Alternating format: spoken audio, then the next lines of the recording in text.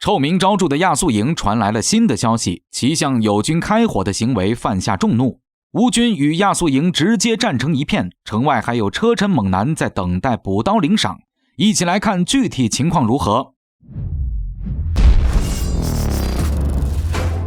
各位老铁们，大家好，欢迎收看本期迷彩虎，我是虎哥。作为臭名远扬且穷凶极恶的纳粹组织，亚速营已经陷入了全面癫狂状态。从此前的向平民的无差别开火，到现在的痛击友军打黑枪，俨然已经变成了敌我不分，向乌军部队高级指挥官开火的情况了。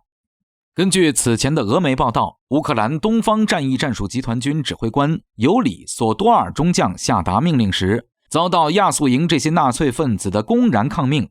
纳粹分子竟然丧心病狂地向索多尔中将及其卫队开火，导致索多尔中将身负重伤，生命垂危。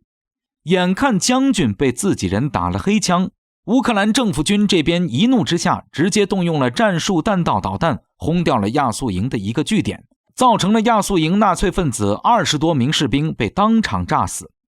但是亚速营并未因打友军黑枪惹众怒而收敛，反而是进行了一系列的极端反人类行为。在马里乌波尔地区，亚速营炸毁了一座大楼，迟滞俄军的步伐，但是被炸毁的大楼足足掩盖了200多名平民百姓，造成大量无辜平民伤亡，极端残忍。此外，在卢甘茨克地区的亚速营与乌军产生了不小的矛盾。从3月6号中午开始，乌军在利西扬斯克村和亚速营进行了激烈的战斗，双方大打出手，造成不少人员伤亡。目前尚不清楚乌军是否全歼了在利西扬斯克村的亚速营纳粹分子，也不知双方的具体伤亡情况如何。只能说仗打到这个地步，亚速营已经是人人喊打的过街老鼠了。纳粹分子也自知命不久矣，开始了最后的疯狂。在被俄军包围的马里乌波尔城内，亚速营拿平民百姓当作肉盾，自己则在医院、小学、幼儿园等民用设施进行驻扎，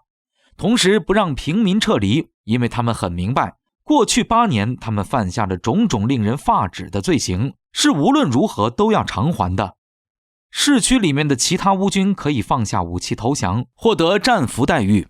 但是就唯独亚速营不行。不管是俄军还是车臣精锐，对于这支部队基本上都是绝不手下留情的。要虎哥来分析的话，亚速营挟持平民主要是有2个因素的考量。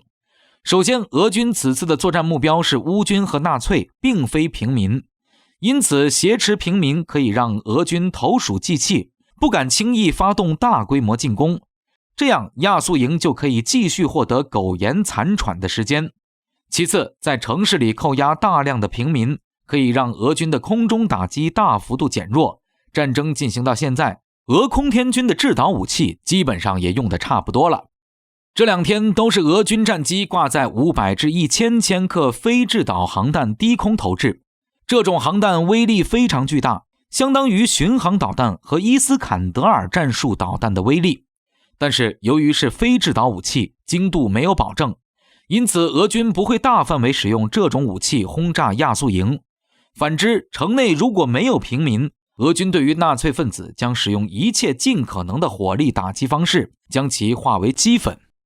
在俄军大口径重炮和空袭的打击之下，亚速营迟早全军覆没。因此，亚速营现在就指望着这些平民当肉盾，延长自己为数不多的剩余时间了。不过，此方法对俄军来说只能起到迟滞进攻的作用，因为俄罗斯已经2次基于人道主义考虑，给马里乌波尔打开了一条撤退平民的通路。如果城内的乌军和亚速营还是不清不楚的，不和纳粹分子划清界限，并且不帮助平民撤离，那就不能怪俄军展开最后强攻了。当前车臣精锐部队已经开始进入城区，和亚速营以血还血了。车臣人根本就不怕打巷战，而且车臣领导人小卡德罗夫之前也承诺了，